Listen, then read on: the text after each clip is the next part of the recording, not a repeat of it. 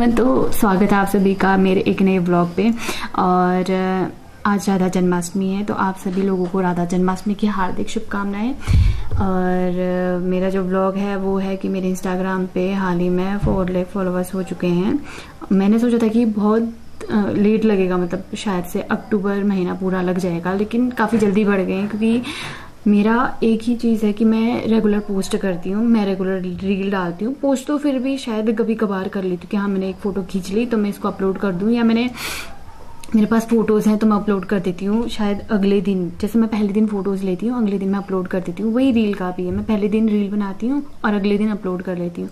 और मैं रील एक ही नहीं बनाती हूँ, मतलब जैसे मैं एक बार तैयार हो गई हूँ तो मैं 7-8 रील बना लेती हूँ और फिर उनको अलग अलग दिन अपलोड करती हूँ। जैसे आज मैंने एक ड्रेस में रील बनाई है तो उसको मैं अब 3-4 दिन बाद उसी ड्रेस में फिर अपलोड करूँगी, क्योंकि मुझे ऐसा लगता है कि साथ साथ में वो थोड़ा सा अजीब लगता है, तो इसकी वजह से मैं ऐसे ही करती हूँ। और मैं रीलों को अपने एक हफ्ते में, जैसे मैं एक हफ्ते में कोई रील बना रही हूँ, मैं लगातार एक हफ्ता रील बनाऊंगी और वो रील मेरी 1 महीने तक चलती है। तो इस वजह से मैं अपना रेगुलर रील्स अपलोड करती थी। करते करते मेरा इतना आगे हो जाएगा मुझे पता भी नहीं था, क्योंकि जब मेरे 5000 फॉलोवर्स हुए थे इंस्टाग्राम पे, मुझे इतनी ज़्यादा खुशी हुई थी, क्योंकि मैंने कभी सपने में भी नहीं सोचा था कि मेरे 5000 भी फॉलोवर्स होंगे। और आज 4 लाख हो चुके हैं। मैं चाहती हूँ कि जल्दी मेरे यूट्यूब पे भी इतने ही सब्सक्राइबर हो। हाँ, तो कुछ लोगों को क्या दिक्कत है, कुछ लोगों को लगता है कि भाई, कुछ लोगों को नहीं, वो यहीं के लोग हैं, ठीक है। और वो लोग ऐसे होते हैं कि भाई उनको ऐसा लगता है कि हाँ इसके तो फॉलोवर्स बढ़ रहे, इतनी जल्दी बढ़े, कैसे बढ़े। वो ये चीज़ नहीं देखेंगे कि हाँ भाई अच्छी एक्टिंग है, या डेली रील डाल रही है, या डेली पोस्ट कर रही है, ये चीज़ नहीं देखेंगे। वो ये देखेंगे कि भाई इसके फॉलोवर्स कैसे बढ़ रहे हैं, ठीक है। तो वो खैर ये चीज़ तो मुझे बोलनी भी नहीं चाहिए, मुझे कोई फ़र्क भी नहीं पड़ता है लोगों से कि भाई वो क्या बोलते हैं, क्या सोचते हैं। लेकिन एक कहने की बात होती है कि भाई तुम लोग इतना ज़्यादा सोचते हो किसी और के बारे में, इतना अगर खुद के बारे में सोच लेते तो शायद तुम लोगों का कुछ होता नहीं होता।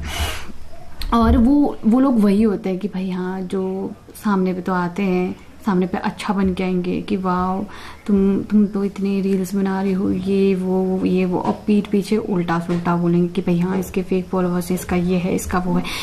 और हाल ही में क्या हुआ था कि मेरा फंक्शन था, मैंने इस चीज़ का व्लॉग वगैरह भी डाला हुआ था। कि व्लॉग तो नहीं डाला था मैं सोचा था कि मैं व्लॉग बनाऊंगी, मेरा फंक्शन है। और मैं सुबह यहाँ से तैयार होके गई, जैसे ही मैं घर से निकली और मेरी तबीयत ख़राब हो गई। मुझे इतना भयंकर जुकाम लग गया, मुझे लगा था कि मुझसे डांस भी नहीं हो पाएगा। और फिर उसके बाद लेकिन डांस के टाइम पे ये हुआ कि शायद थोड़ा सा ठीक हो गया था उस टाइम तक। फिर ठीक हो गया था, लेकिन अगले दिन ही ठीक हो गया। ये तो मेरा है ही कि भाई मुझे कहीं जाना होता है। और जब हम नैनीताल गए थे तब भी मुझे आई फ्लू हो गया था। और उससे पहले मेला था हमारे गांव में, एक छोटा सा मेला होता है, तो वहाँ भी मेरे को जुकाम लग गया था। मतलब ये जुकाम मेरे पीछे हाथ धोके पड़ गया कि ठीक ही नहीं हो रहा है। मुझे मतलब कहीं जाती हूँ ना तो मेरे को जुकाम हो जाएगा। मैं घर से बाहर दूध के लिए जाती थी तो थोड़ी देर के लिए मेरे को जुकाम तब भी लग जाएगा। खैर ये तो नॉर्मल सी बात है, मुझे कोई बीमारी भी नहीं है, लेकिन पता नहीं क्या हो रहा है ये सब। तो हाँ, तो मेरा क्या था, प्रोग्राम था तो हम प्रैक्टिस कर रहे थे। एक लड़की आई क्या, मतलब हम लोग प्रैक्टिस कर रहे थे तो वो कह रही किसी और से कि भाई ये है ना डिम्पी, है ना ठुमकने की कोशिश कर रही है, ये वो ऐसा वैसा। और मेरे पास आके वाह डिम्पी क्या डांस करती हो तुम, कितना अच्छा डांस किया। मतलब लोगों को ये लगता है कि भाई हाँ उनके सामने कोई नहीं है और वो किसी और के बारे में बोल रहे हैं तो उनको पता भी नहीं चलेगा। खैर लोगों की सोच होती है ये सब, अब मैं उनकी सोच को तो बदल नहीं सकती हूँ कि भाई कि ऐसा क्यों बोला, या ये वो ऐसा वैसा।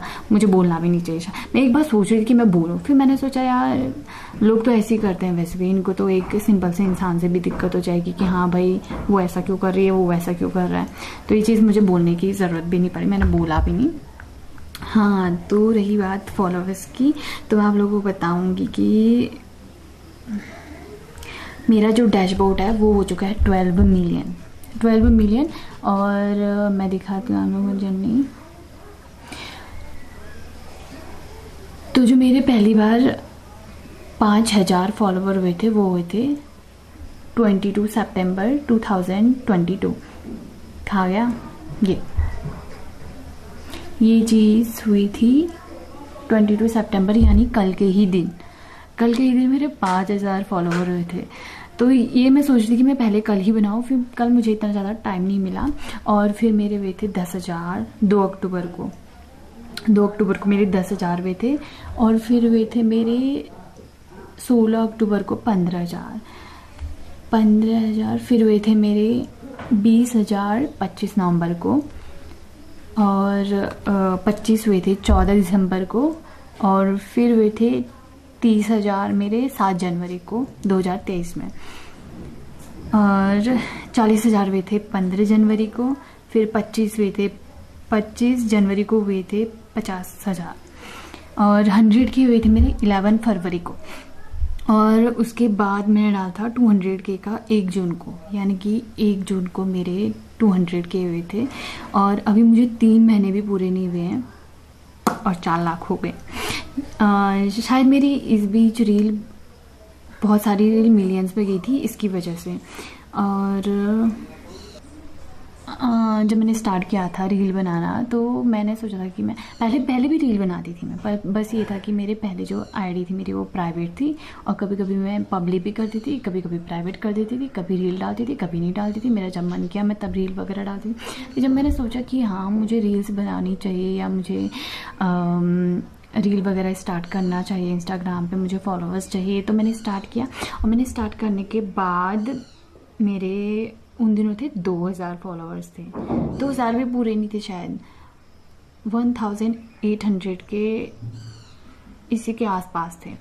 तो उसके बाद मैंने क्या किया कि मैंने पहले क्योंकि मैं पहाड़ी हूँ, तो मैंने पहाड़ी से स्टार्ट किया। मैंने पहाड़ी में रील वगैरह बनाई, तो उसमें अभी मेरा एक पहाड़ी गाना बहुत ज़्यादा उस पर मतलब व्यूज़ आए थे, बहुत ज़्यादा नहीं आए थे, मतलब 1 लाख से ऊपर व्यूज़ आए थे शायद, हाँ 1 लाख से ऊपर व्यूज़ आए थे। तो मैं उसमें भी बहुत ज़्यादा खुश हुई थी कि हाँ मेरे तो आ रहे हैं, लेकिन फिर मुझे लगा यार कि व्यूज़ तो आ रहे हैं लेकिन मेरे फॉलोअर्स बढ़ नहीं रहे हैं। फिर मेरे को ये समझ में आया कि बहुत सारे लोगों ने लिखा था इसमें कि भाई कौन सी लैंग्वेज है, क्या है, ये है। तो मुझसे बहुत सारे लोगों ने भी कहा कि भाई तो पहाड़ी में क्यों बना रही है, तो किसी और चीज़ में भी बना। और पहाड़ के लोगों को तो पहाड़ी समझ में ही आती है, लेकिन बाहर के लोगों को तो समझ में नहीं आएगी। तो फिर मैंने क्या किया कि मैंने एक दिन ऐसे ही रैंडमली एक हिंदी गाने में बनाया, तो उस पर मेरे मिलियन व्यूज़ आ गए। फिर मैंने सोचा यार हिंदी गानों में मेरे मिलियन व्यूज़ आ रहे हैं, तो मैंने फिर से हिंदी गानों में बनाया। हिंदी गाने मतलब जो 90s के पुराने सॉन्ग होते हैं, मैंने उनमें बनाया। और ये था कि मुझे भी लगा कि हाँ मुझे इन्हीं गानों में बनानी चाहिए, क्योंकि मेरा कंटेंट ही वही बन चुका है।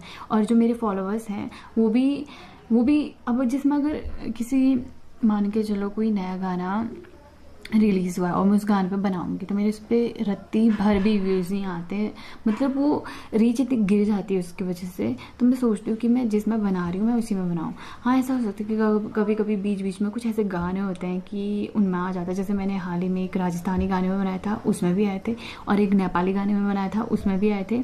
और आ जाते हैं कभी कभी, जैसे कुछ ट्रेंडिंग पे चलता है तो मैं उसमें भी बना लेती हूँ, वरना ट्रेंडिंग को तो मैं बहुत ही कम फॉलो करती हूँ। कि भाई हाँ मुझे कुछ ट्रेंड्स मुझे बहुत अच्छे लगते हैं, जैसे मुझे बादल बरसा बिजली वाला बहुत अच्छा लगा, तो मैंने अचानक से बना लिया एक दिन, और बनाने के बाद उसमें काफ़ी अच्छे व्यूज़ आए थे, और सब लोग मुझे नेपाल की समझ रहे थे। तो मैं एक और चीज़ क्लियर कर दूँ कि मैं नेपाल से नहीं हूँ, मैं उत्तराखंड से हूँ।